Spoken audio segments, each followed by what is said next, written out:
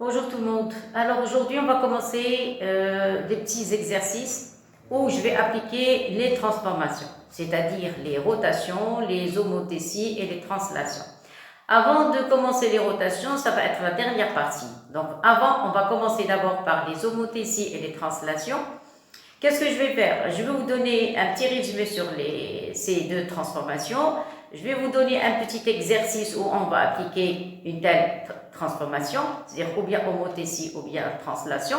Ça y est. Et à la fin, je vais vous donner un petit cours où il y a un petit résumé où je vais parler des trois transformations, les homothéties, translations et les rotations. Ça y est, comme ça, vous allez faire une différence entre les trois. Parce que des fois, on demande de déterminer la nature de la transformation. Dans ce cas, il faut connaître les points caractéristiques de chaque transformation. Alors, je commence. Vous avez on considère dans le plan complexe muni d'un repère orthonormé OUV. On considère deux points. A pour A fixe 1 plus I racine de 3 et le B, A pour A fixe moins racine 3 plus I. La question, calculer A carré B carré. S'il vous plaît, petit a et petit b sont les affixes de A et 2. Ça y est? Alors, on demande d'écrire A et B souvent trigonométriques. On demande de placer les points A et B dans le repère, bien sûr, le repère. On doit placer le point E d'affixe A plus B. Après, on va déterminer la nature de O, A, E, B. O, c'est l'origine du repère. Après, on va déterminer l'argument de A plus B. Et voilà, maintenant, on commence les transformations.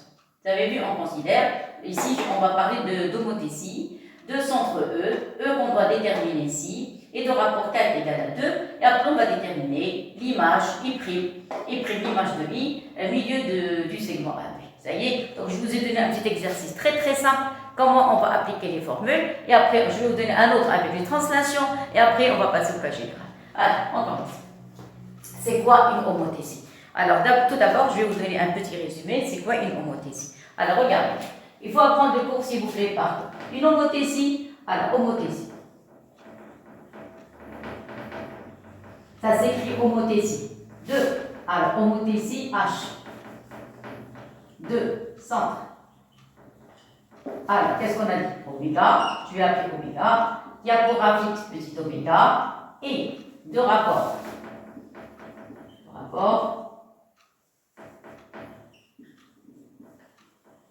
K. Comment on l'écrit? On écrit H, oméga et K. On écrit comme ça. Avec ça, c'est une période. Ça y est? Et défini par quoi? Vous allez écrire H, oméga K. Vous allez mettre le point. Vous allez écrire de P vers P, c'est-à-dire du plan complexe P vers le plan complexe P, à un point M, Z. On fait correspondre son image M', Z', tel que quoi? Tel que les points oméga, M et M' vont être alignés. Qu'est-ce que ça veut dire trois points alignés? Trois points alignés, c'est-à-dire les vecteurs oméga M' et oméga 1 vont être collinéaires. C'est-à-dire, on doit avoir oméga M', regardez, oméga, le centre avec l'image, est égal à K fois ce K, tout à l'heure, est égal à K oméga M. Et vous remarquez que les vecteurs sont collinéaires, oméga M' et oméga M sont collinéaires, c'est-à-dire les points oméga M, M' vont être alignés. Maintenant, si on travaille maintenant avec les complexes, alors maintenant on va travailler avec les complexes. Donc c'est quoi la fixe de oméga M'? Ça va être Z' moins petit oméga est égal à K facteur de Z moins oméga.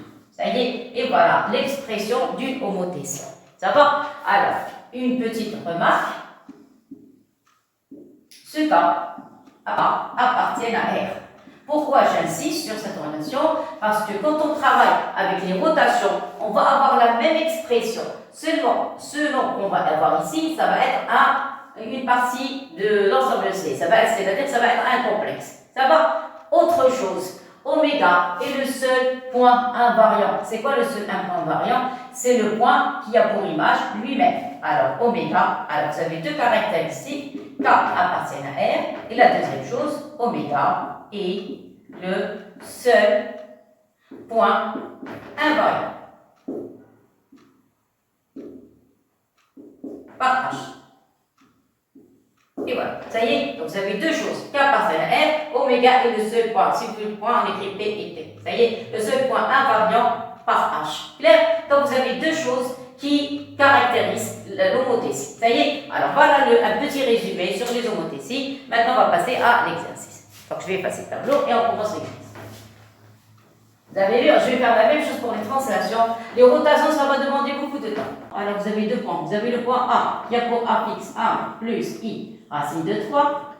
Le point B, qui a pour A fixe moins racine de 3 plus I.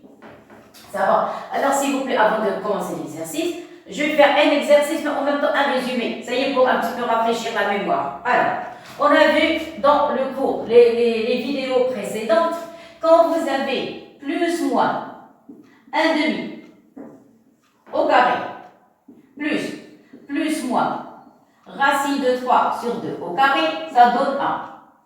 Si vous avez racine de 3 sur 2, s'il vous plaît, je vous aide maintenant à prendre plus moins 1 demi au carré est égal à 1.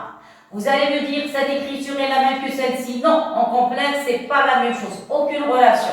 Celle-ci est différente de celle-ci. Moi, je parle dans le chapitre des complexes. Celle-ci ne correspond pas à celle-ci. Ça y est, il y a une autre relation. Si vous avez plus moins, voilà, plus moins racine de 2 sur 2, au carré, plus moins racine de 2 sur 2 au carré, la même chose, ça donne 1. Si vous avez plus moins 1 au carré, plus 0 au carré, ça donne 1. Et si vous avez 0 au carré, plus moins 1 au carré est égal à 1. Voilà les différentes sortes de cas qu'on va rencontrer dans les parties trigonométriques. Vous allez me dire encore celle-ci est la même que celle-ci. En calcul, en effectuant les calculs, oui, c'est la même chose. Mais en complexe, non. Pourquoi? Maintenant, je vous dis pourquoi c'est pas la même chose. Parce que la partie qui est ici correspond à cosinus carré θ. La deuxième partie, celle-ci, correspond à sinus carré θ.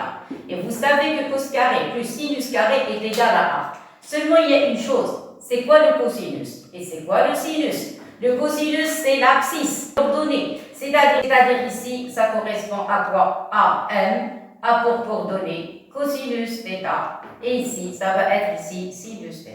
Ça y est, vous n'avez qu'à voir la vidéo, on avait commencé la trigonométrie. Donc ça correspond à l'abscisse et ça c'est l'ordonnée. Et vous savez en maths, quand vous avez un point M qui a pour coordonnée AB, ça y est, ça est différent du point M' qui a pour coordonnée ABA. Vous remarquez que pourquoi? Parce que le couple AB est différent du couple BA. Ça va? Le couple BA, donc vous n'avez pas intérêt à changer les places de AB avec BA. Ça y est, parce que ça correspond à l'abscisse, ça correspond à l'ordonnée, donc vous allez avoir le couple cos θ et sinus θ. Il y a autre chose. Quand vous avez, alors ça correspond au cosinus maintenant, ça y est, maintenant affaire classée, ça correspond au sinus. Maintenant, s'il vous plaît, j'essaie de vous rafraîchir un petit peu la mémoire. Je vous donne des trucs, c'est-à-dire pour retenir les angles. Quand on veut faire un exercice de complexe, il faut connaître les angles par cœur. Les mesures d'angle par cœur, s'il vous plaît, 30, 60, puis les 45. Vous allez me dire, il y a 4 mesures qui ont pour dénominateur 6 ou bien 3 ou bien 2, c'est-à-dire après simplification. Oui, mais ça c'est la base. C'est pour ça que j'écris plus, moins, plus, moins, plus, moins, plus, moins. Maintenant, si vous avez partie cosinus 1 demi, vous prenez la moitié, voilà 1 demi. Ça y est, et vous montez ici. Vous allez avoir ici pi sur 3. C'est-à-dire cette partie correspond aux mesures d'angle qui ont pour dénominateur 3. Vous allez avoir ici 3, 3 et 3. Maintenant, si vous avez 1 demi partie sinus. 1 demi, c'est sinus, c'est la partie verticale. Voilà 1 demi. Donc ça donne exactement les pi sur 6. Si vous avez le cosinus égal au sinus, vous prenez la distance la même d'une manière horizontale, verticale, formez un carré, tracé, et vous allez avoir pi sur 4. Si vous avez 0 au sinus et vous avez plus et moins 1, regardez pas de sinus ici, le sinus est nul. Si vous avez le sinus est nul, vous allez avoir 2 points. Vous allez avoir ici le 1, ici vous allez avoir moins 1. Ça veut dire ici, ça correspond à quoi? Alors ici vous allez mettre le 1, ici vous allez avoir moins 1. Ça, c'est l'angle nul. Et ça, c'est pi. Pi, vous allez avoir un cosinus égal à moins 1. Et pour l'angle nul, vous allez avoir 1 en tant que cosinus. Maintenant, si vous avez 0 au cosinus, vous avez plus et moins 1. Alors ici, vous allez avoir 1, ça va être pi sur 2, ce point. Et moins 1, ça va être ici, ça va être moins pi sur 2. Et voilà. Donc, je vous ai donné d'une manière globale comment localiser les mesures d'angle. Alors maintenant, on va commencer par le calcul de a carré. Alors, la question A, c'est, alors vous avez a carré plus b carré est égal. Alors, A, c'est 1 plus i racine de 3 au carré plus b carré, c'est moins racine de 3 plus i, le tout au carré. Alors, en effectuant les calculs, c'est la forme. Alors, on va avoir ici 1 au carré moins racine de 3 au carré plus 2 fois i fois 1 fois racine de 3. Ça, c'est la première partie pour a carré. Pour b carré maintenant, vous allez avoir racine de 3 au carré moins 1. Le 1, c'est i à côté de i. Ça y est, normalement, on a plus i. J'ai fait apparaître exprès le 1 pour voir que ici on écrit la partie réelle au carré moins la partie imaginaire au carré. Il y a ainsi moins ici, donc ça donne moins 2 i fois racine de 3 et fois 1. Ça y est, maintenant effectuez les calculs. Donc vous allez avoir 1 moins 3, ça donne moins 2, plus 2i racine de 3, plus racine de 3 au carré c'est 3, 3 moins 1 ça donne 2, et vous allez avoir moins 2i racine de 3. Et voilà, ça y est. Donc, c'est ce qu'on a trouvé. Voilà, donc vous allez avoir a carré, donc ça donne un 0. A carré plus b carré est égal à 0. Voilà ce qu'on a trouvé. Et voilà. Voilà le résultat. Ça y est. Vous allez me dire qu'est-ce que ça veut dire a carré plus b carré est égal à 0. On va voir ça après. Une fois, on décide le repère, on place les points, et vous allez comprendre qu'est-ce que ça veut dire est égal à 0. Ça y est. Alors maintenant, on va passer à la question B. La question B, il demande de calculer, d'exprimer petit a et petit b sous forme trigonométrique. Alors, petit b maintenant. Voilà, petit b. Écriture trigonométrique de a. Alors, a, c'est 1 plus i racine de 3. Alors, avant de commencer, je vais voir de quelle catégorie. Regardez. La première, la deuxième, troisième, quatrième ou bien cinquième. Vous remarquez que ici, vous allez avoir le 1 en relation avec la partie réelle, racine 3 en relation avec la partie imaginaire. Donc, si vous faites une petite comparaison, vous allez trouver celle-ci. Regardez, vous avez 1 demi ici. On peut diviser seulement ici par 2, racine de 3, on peut diviser par 2. Attention, c'est pas ça, c'est ça, pas celle-ci. Parce qu'ici, partie du cosinus, on a racine de 3 sur 2, partie du cos, ici, on a 1 demi. Alors ici, on a 1. Donc, je peux facilement avoir un demi ici. D'accord? 1 demi. Bon, comment on va faire? On va calculer le module de A. Alors, le module de A, c'est quoi? C'est 1 au carré plus racine de 3 au carré. Qu'est-ce que ça donne? Ici, 3 plus 1, ça donne 4. Racine de 4, ça donne 2. Donc, qu'est-ce qu'on va faire? On va prendre A. On va multiplier par le module et diviser par le module. Ça vous donne 1 demi plus I racine de 3 sur 2. Donc, vous multipliez et vous divisez par le module. Alors, vous remarquez, il est de cette catégorie. Cette catégorie sont les angles où on a un 3 au dénominateur. Ça y est? Alors, maintenant, le signe. Vous remarquez ici, voilà le cercle. Vous avez partie réelle positive. Alors, partie réelle positive, donc c'est cette partie. Partie imaginaire positive aussi, donc cette partie. C'est des mois, je travaille dans le premier cadran. Vous avez 1 demi en tant que partie réelle, 1 demi, donc vous avez exactement pi sur 3. Et voilà, ça y est, vous avez vu comment on détermine l'argument. Donc voilà, donc A va avoir 2 en tant que module et pi sur 3 en tant qu'argument. Et voilà, c'est terminé. Donc je fais le même travail avec le B. Alors pour le B, vous avez moins racine de 3 plus i. Alors moins racine de 3 plus i. Vous allez faire la même chose, vous allez calculer le module de B. Après, on ne va plus calculer le module, on peut passer directement. Ça y est, mais comment ça? Avec le temps, ça viendra. On ne va plus calculer de module. Alors maintenant, on va calculer le module de B. Vous allez avoir moins racine de 3 au carré plus 1. Attention ici, ce n'est pas i, c'est 1 fois i. 1 fois i. Ça y est, 1 fois I. C'est-à-dire la partie imaginaire, ça va être 1. 1 au carré. Ça va? À quoi est égal? Est égal à 2. Donc, racine moins racine 3 au carré, c'est 3 plus 1, ça donne 4. Racine de 4 est égal à 2. Ça va? Donc, après, qu'est-ce que je vais avoir? Alors, donc, vous allez avoir donc, la partie de A. Voilà, maintenant le B. Qu'est-ce qu'on a dit? On va factoriser par la partie réelle.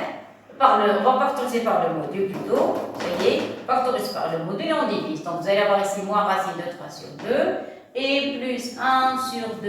Et voilà, ça y est. Quand vous remarquez, voilà le module. Je divise et je multiplie par le module. Ça va? Très très bien. Alors maintenant, qu'est-ce qu'on a? De quelle catégorie? B, regardez, vous avez moins racine de 3, c'est-à-dire vous avez racine de 3 sur 2 en relation avec les cosinus et 1,5 avec les sinus. Donc vous remarquez, c'est la deuxième partie.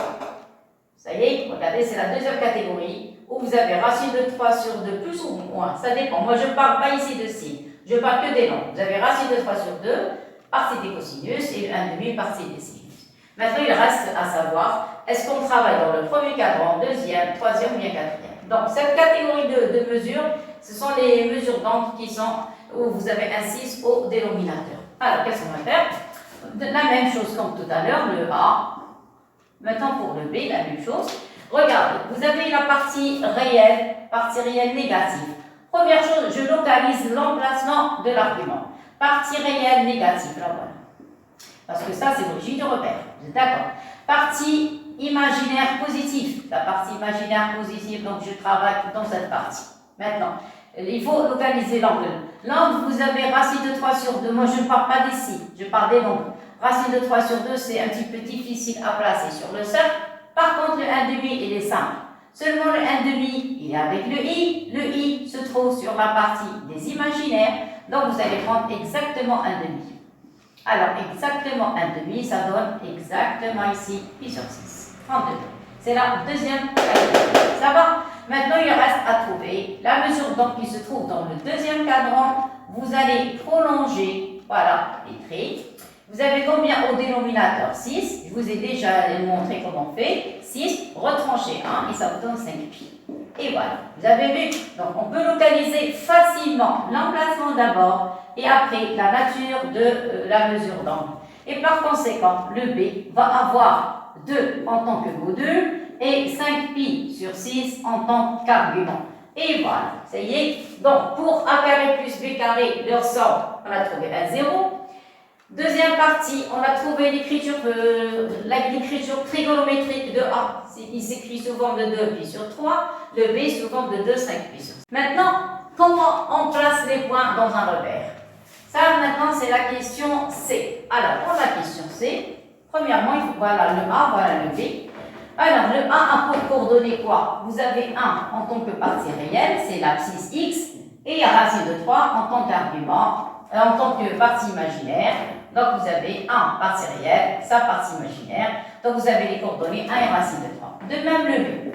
Le B, vous avez moins racine de 3 en tant que réel et 1 en tant qu'imaginaire. Donc, ça, c'est le X et ça, c'est le Y de B. Clair? Maintenant, on dessine le repère. Maintenant, on va placer le A. A pour coordonner 1 racine de 3. Donc, je vais changer de couleur d'abord. Alors, le A pour abscisse 1.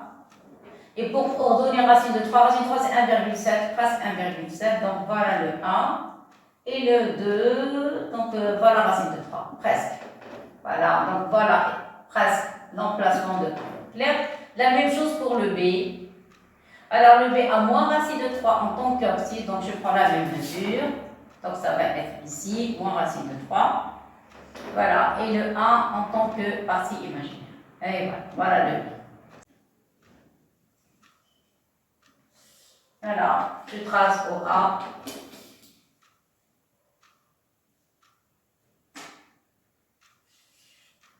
Alors, remarquez ici, vous avez un endroit, mais on va le prouver. Tout à l'heure, on va le prouver. Et maintenant, qu'est-ce qu'il demande? Alors, ça, c'est quoi? C'est ZA. Alors, ça, vous allez avoir ZA. C'est le A, ce qu'on appelle tout à l'heure petit A. Ça, c'est ZB. Ça y est, donc on va écrire petit b, voilà. Et pour avoir a plus b, on va dessiner la résultante. C'est le parallélogramme, donc vous allez faire glisser, glisser, on dessine, voilà, avec des pointillés. Voilà, ça y est. Faites la même chose de l'autre côté. Regardez, faites glisser. Posez la règle sur OA. Faites glisser jusqu'à ce qu'on arrive au point. Placez le E. Et voilà, c'est terminé. Voilà. Donc ça, nom de E. Et voilà. Ça y est. Alors si vous faites un dessin correct, ça va être un carré. Voilà. Donc on joint les points. Et voilà, c'est terminé. Voilà, regarde. Voilà le. Ça y est. Alors c'est quoi ça? La partie rouge, c'est ZE. Alors ZE, à quoi est égal? ZE est égal à A plus B. Donc ici, vous avez petit a, petit b. C'est comme la sorte de résultante. A plus b, ça donne A plus b. Ça va? Et voilà, donc voilà pour le dessin. Alors maintenant, on va passer à autre chose. Voilà, ça c'est racine. Ça c'est racine de 3. Ça c'est de 1. Ça c'est moins racine de 3. Et voilà, ça va maintenant? Très bien. Et voilà pour la question de dessin. Alors maintenant, déterminer la nature de OAEB. Alors, OAEB, ça va être un losange ou bien un carré. Mais ici, on a un angle droit. On va le prouver tout à l'heure. Donc, on va prouver qu'il s'agit d'un angle droit. Si vous faites une petite remarque, on va calculer. On a déjà le A, l'écriture de A, l'écriture trigonométrique et l'écriture de B, écriture trigonométrique. Vous remarquez que le module de A est égal au module de B. C'est-à-dire, le module de la fixe de A est égal au module de la fixe de B. C'est-à-dire, ici, on a la même distance. Même distance avec un angle droit. Ça veut dire quoi? Il s'agit ici de triangle rectangle isocèle. Et quand on a un triangle rectangle isocèle, c'est la moitié d'un carré. N'oubliez jamais ça. Un triangle isocèle rectangle en un point, c'est la moitié d'un carré. Donc, on va prouver ça. Pour les distances, on n'a pas de problème. Pour les distances, regardez, vous avez le module de la fixe de A est égal au module de la fixe de B égal à 2. Qu'est-ce que ça veut dire? Ceci implique que, regardez qu'est-ce que je vais faire. Vous allez prendre ça. Vous allez écrire A moins 0 est égal à B moins 0. Qu'est-ce que ça veut dire? Ça veut dire que la distance OA, le deuxième nombre, vous le mettez, ça correspond au point O, et le premier, ça correspond à la fixe du point A. La distance OA est égale, le deuxième nombre, c'est 0, donc correspond au point O, et le B correspond à la fixe de B. Alors, si vous avez OA est égal à OB, qu'est-ce que ça veut dire? Ça veut dire que le triangle OAB est isocèle. Isocèle en haut. Isocèle en haut. D'accord. Qu'est-ce qu'on a trouvé? Alors, on sait que. Je vais écrire en bas. On sait que. Alors, le A est égal à quoi? Est égal à 2 pi sur 3. Son écriture trigonométrique. Et le B, qu'est-ce qu'on a trouvé? On a trouvé 2. Et on a trouvé 5 pi sur 6. Ça, c'est un 5. 5 pi sur 6. Ça va? Alors, maintenant, on va passer à la question suivante. Alors, je passe.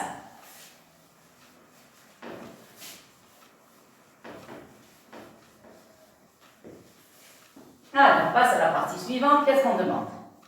On demande de placer, ça y est, placer le point E, on l'a placé. La nature. Donc, on a trouvé d'abord que le triangle OAB isocèle m'intéresse à montrer qu'il est rectangle. Alors, pour montrer qu'il est rectangle, qu'est-ce qu'on va faire? On va calculer l'angle OAOB.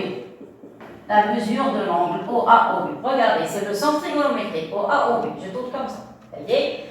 Qu'est-ce que ça donne ici? Ça donne argument 2. Regardez, ça c'est le premier vecteur. Ça c'est le deuxième vecteur. Au numérateur, vous écrivez les affixes du deuxième vecteur. Au dénominateur, vous écrivez la différence des affixes du premier vecteur. Je répète, au numérateur, vous écrivez la différence des affixes du deuxième vecteur. Au dénominateur, la différence des affixes du premier vecteur. Alors ici, qu'est-ce qu'on a? on a B et de O. Donc ça va donner B moins 0, la différence des affixes de O et de B. Donc B moins O. Pour le premier vecteur, vous allez avoir petit a moins O. C'est-à-dire l'affixe de O. L'affixe de O, c'est 0. Donc A moins 0, ici B moins 0.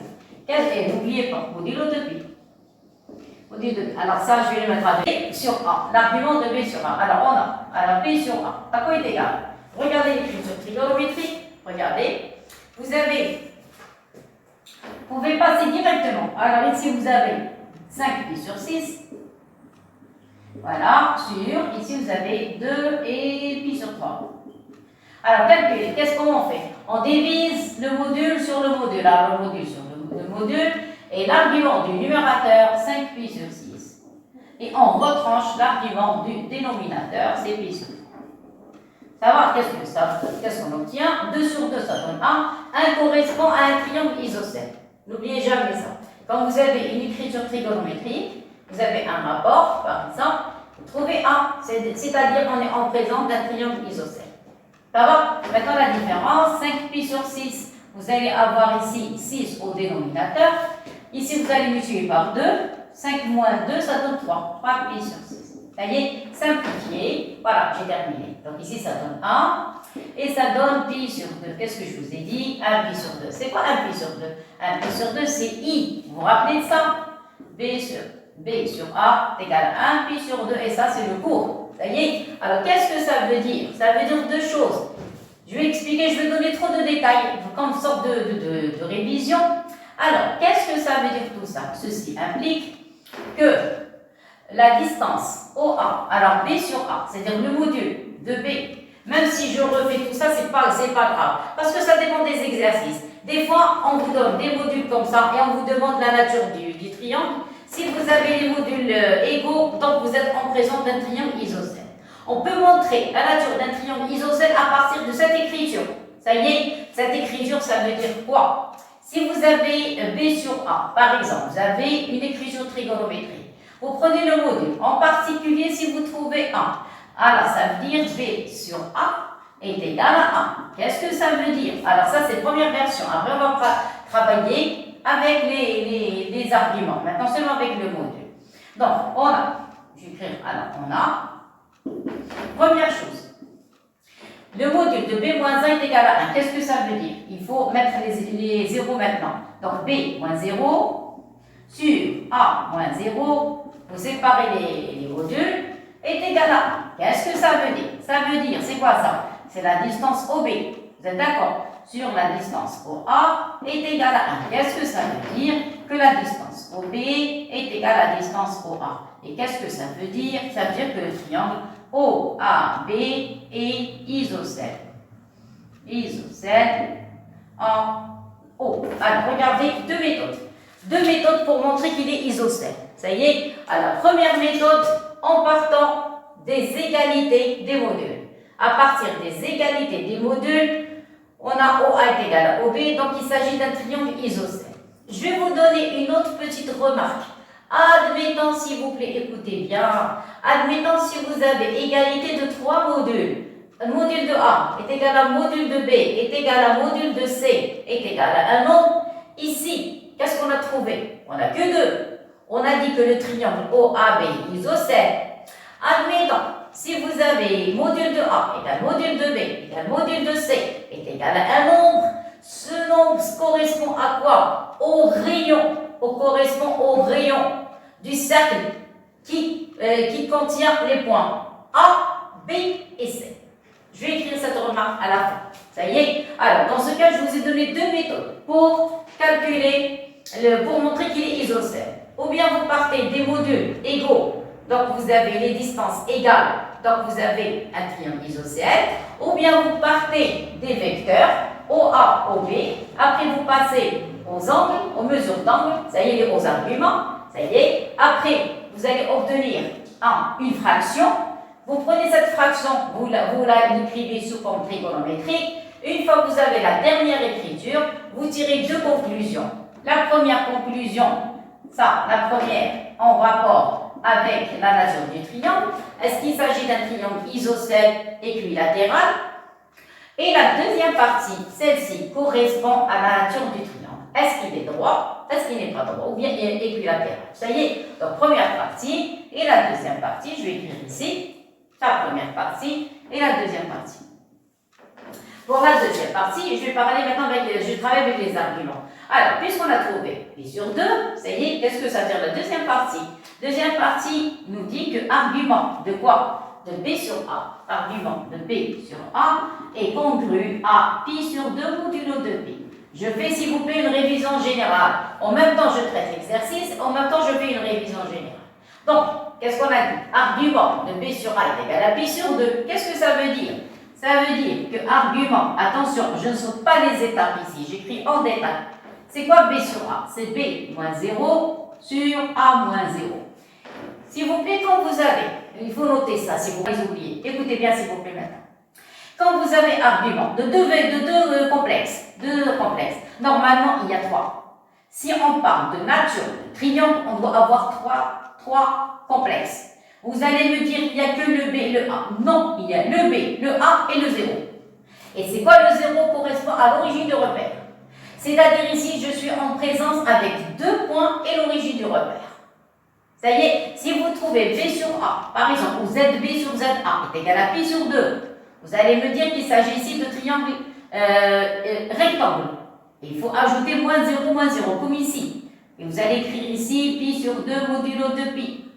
Ça veut dire quoi? C'est quoi B, argument B moins 0 sur A moins 0? Voilà l'écriture. Donc ici, vous allez écrire, implique que OA, l'angle à la OA OB, bar, est congru à pi sur 2 modulo de pi. Qu'est-ce que ça veut dire? Ça veut dire que le triangle OAB est rectangle. Alors, ceci implique que le triangle OAB est rectangle. Et rectangle en quoi? En haut, parce que c'est O, c'est la lettre qui se répète 2 fois. Rectangle en haut. Rectangle en haut.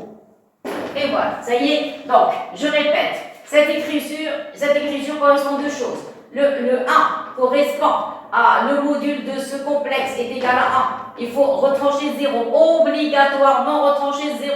Vous allez avoir 1. Après, vous passez aux distances. Après, le rapport des distances. Après, vous écrivez distance égale distance. Après, vous dites que le triangle isocèle. En quoi? Le point qui se répète 2 fois. Ou bien, si vous voulez montrer qu'il est isocèle, vous pouvez partir de l'égalité des modules et vous pouvez facilement montrer qu'il s'agit d'un triangle isocèle. Par contre, rectangle, je n'ai pas le choix. Vous êtes obligé de prendre ce complexe, calculer son argument. Or, l'argument, c'est pi sur 2. Voilà, pi sur 2 module de pi. Ne laissez pas 2 complexes, s'il vous plaît. On ne doit pas avoir 2 complexes, on doit avoir 3 complexes. Ça y est, c'est quoi le troisième? C'est un 0. Le 0 correspond à quoi? À O, l'origine du repère. Alors, par conséquent, vous allez écrire argument B sur A est égal, et c'est la même chose. Moi, je partais sur l'écriture. C'est B moins 0 sur A moins 0. Et après, vous appliquez cette relation. C'est le vecteur O1 OB bar est congru à pi sur 2 modulo de pi. Et par conséquent, le triangle OAB est rectangle en haut. Ça y est, bon, alors isocèle en haut. En haut. Ça y est. Alors maintenant, qu'est-ce que je vais faire? Je vais grouper les 2 phrases, celle-ci et celle-ci. Et qu'est-ce que je vais dire dans ce cas? Donc, le triangle. Le triangle quoi? OAB et quoi? Qu'est-ce qu'on a dit? Isocèle. Alors, isocèle. Et rectangle en haut. Et rectangle. Rectangle en haut. Donc, c'est un demi-carré. Alors maintenant, on va passer à la nature de OAEB. Donc, je vais passer maintenant tout ça. Et on va passer à la fin de la démonstration. Voilà. Alors, qu'est-ce qu'on va écrire maintenant? D'après l'écriture de tout à l'heure, qu'est-ce qu'on a montré? On a posé que, oui, voilà, placer le point E dans l'article égal A plus B. Alors, vous avez E.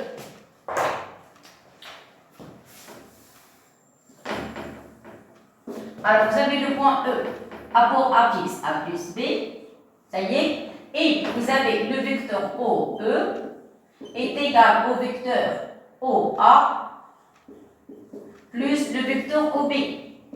Ça va? Qu'est-ce que ça veut dire? Ça veut dire que les 4 points forment un parallélogramme. OAEB forment un parallélogramme. Pourquoi? Parce que le vecteur diagonal est égal à ça plus ça. Vous êtes d'accord? Mais ce n'est pas un parallélogramme normal. Parce qu'ici, vous avez cette distance est égale à celle-ci. Si vous avez ces deux distances sont égales, on est en présence de losange. C'est un losange. Encore plus que ça, c'est un losange dont vous avez ici un nombre droit, donc c'est un carré. Donc on a commencé étape par étape. Première chose, vous avez OE, OA est égal à OA plus OB. Ceci implique quoi? Que OAEB est un parallélogramme.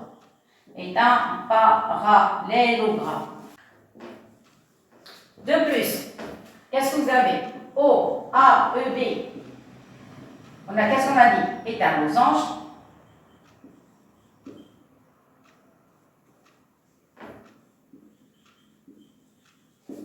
Ça. Alors, premier point, ici, deuxième point. Même chose, ici, premier point, un losange. Et deuxièmement, et vous avez OA. La droite OA est perpendiculaire à la droite OB. Le côté OA est perpendiculaire à la droite OB. Ça y est? Alors, qu'est-ce qu'on a? Les deux droites sont perpendiculaires. La distance OA est égale à la distance OB. Si la distance OA est égale à la distance OB, c'est un losange. Vous avez un nombre droit ici, donc c'est un carré. Ça y est? Et par conséquent, un losange qui a un nombre droit, donc c'est un parallélogramme. Donc, puisque ici vous avez 90 degrés, même ici vous avez 90 degrés, et par conséquent, la même chose pour les autres. Ça y est, ceci implique que OAEB est un carré. Voilà. Est un carré. Ça y est. Et tout à l'heure même, on a dit que c'était à la moitié d'un carré. Alors, tout à l'heure, ou bien, vous pouvez dire ça. Vous avez OAB est un demi-carré. OAB est un demi-carré. Demi-carré. Ça, premièrement. Et deuxièmement, vous avez OAEB est un parallélogramme. Est un parallélogramme.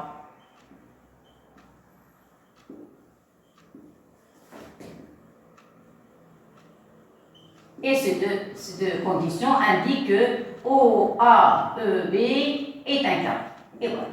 Ça y est. Donc vous avez le choix. Alors, maintenant, dernière partie, on considère une homothétie, la deuxième question. Alors, deuxième question, vous avez une homothétie de centre E et de rapport K, tel que K est égal à 2. Je crois que c'est ça. K est égal à 2. Déterminez I', l'image de I, milieu de AB. Alors, le côté AB, le voilà. Ça y est. Il suffit seulement de déterminer I. Alors, ici, l'intersection des diagonales. Il faut faire un dessin correct. Vous allez avoir cette distance est égale à celle-ci. Et ici, parce que se trouver le point I. Ça y est. Alors, on va essayer de trouver l'image de I. Premièrement, c'est quoi H? H, c'est de P vers P, comme je vous ai montré tout à l'heure. Au point MZ, on fait correspondre, qu'est-ce qu'on a dit? M', toujours le cours, toujours. Translation, homothétie, rotation, cours. On commence toujours par le cours. Après, on passe au calcul. Donc, qu'est-ce qu'on a fait ici? On a remplacé le oméga par E. Le oméga, c'est du cours dans le cas général. On a remplacé l'oméga par E. Donc, qu'est-ce qu'on va obtenir? On va obtenir E' est égal à 2 fois E'. Vous rappelez le cours. Oméga M' est égal à K oméga M. Ça va? Et voilà la relation. Maintenant, on va mettre ça avec les affixes. Donc, vous allez avoir ici Z' moins E. E, c'est quoi? Alors, je vais écrire ZE, comme ça, est égal à 2 facteurs de Z moins ZE. Ça y est? Alors, ça, c'est l'expression ou la représentation complexe d'une homothétie. Ça y est? Donc, c'est la représentation complexe d'une homothétie. Maintenant, il faut trouver Z'. C'est quoi Z'? Z', c'est 2Z moins 2ZE, moins 2ZE.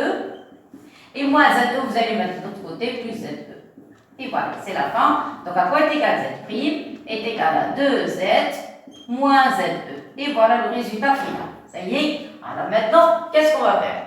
Il veut l'image de I. Qu'est-ce que ça veut dire? L'image de I, c'est-à-dire, vous allez remplacer le M est égal à I, vous allez chercher son image, M' qui est égal à I'. Qu'est-ce que ça veut dire? C'est-à-dire, vous allez remplacer le Z par Z de I, ça y est, et ici, vous allez remplacer le Z' par Z de I'. Ça va? Et ça, c'est la question, c'est quoi I'? Clair? Voilà, tout simplement. Mais avant, il faut trouver la fixe de I. Et on ne l'a pas encore trouvé. On ne l'a pas encore calculé. Alors, la fixe, alors vous avez Z, vous avez I, milieu de AB. Donc, s'il est milieu de AB, à quoi est égal la fixe de I? Milieu de AB, ceci implique que I a pour affixe, comment on fait le calcul? On fait la somme des affixes de A plus B, on divise par 2. Alors la fixe de A, c'est petit a, la fixe de B, c'est petit b, et je divise par 2. Et voilà, ça y est, il reste seulement à calculer. Donc, qu'est-ce qu'on va faire? On calcule maintenant. À quoi est égal la fixe de I? A plus B. Alors A plus B, faites la somme. Vous allez avoir ici 1 moins racine de 3 sur 2, et I facteur de racine de 3 plus 1. Ça y est, faites la somme. La somme des x, donc vous allez avoir 1 moins racine de 3 et vous divisez par 2 plus la somme des imaginaires, c'est racine de 3 plus 1. Alors, racine de 3 plus 1, même chose, vous divisez par 2. Vous avez compris ce que j'ai fait? On fait la somme des parties réelles, on divise par 2, plus i, somme des parties imaginaires, on divise par 2. Voilà, regardez, a plus b sur 2. Ça va? Je vais l'encadrer, parce que ça, en relation avec le groupe. Clair et net? Et maintenant, on va chercher l'image Z', Z de I'. Ça y est? Donc, vous allez remplacer le Z par ZI, ici. Le Z par ZI, et vous avez le résultat. Donc, vous allez avoir Z', ce Z', mais seulement maintenant, ça va être de I'. Ça y est? Ou bien Z de I', tout simplement, est égal. Z de I' est égal à 2Z de I. C'est égal à 2Z de I moins Z de E. Voilà, moins Z de E. Il suffit seulement de remplacer. Voilà ZI. Si vous multipliez ici par 2, ces deux vont disparaître. Qu'est-ce qui va rester? Il va rester 1 moins racine de 3. Il va rester plus I facteur de racine de 3 plus 1. Je répète, ZI, vous avez un 2. Vous allez multiplier X et Y de I par 2 et par 2. Ces deux vont disparaître. Il va rester 1 moins racine de 3. Il va rester I facteur de racine de 3 plus 1. Ça y est? Ça, c'est pour 2 ZI. Moins ZE. C'est quoi ZE? C'est A plus B. Donc, A plus B. Vous allez avoir A plus B. Maintenant, vous allez avoir 1 moins racine de 3, plus I facteur de racine de 3 plus 1, moins 1. Voilà, facteur de racine de 3 plus 1. Ça va? Et voilà, 1 moins racine de 3, plus I facteur de racine de 3 plus 1. Ici, vous avez moins 1 moins racine de 3. Qu'est-ce que vous remarquez? Il simplifie. Vous allez avoir ici racine de 3 plus 1. Même chose, regardez, simplification 6 avec ça. Et qu'est-ce qui va rester? Il va rester 0. Voilà, ça veut dire quoi? Que ZI' est égal à 0. Et qu'est-ce que ça veut dire? Ça veut dire I' n'est autre que l'origine du repère. Tout simplement. Ça y est, donc l'image I', ça va être O. Voilà, donc on partons sur, regardez le dessin, voilà le I, donc le O va être confondu avec I'.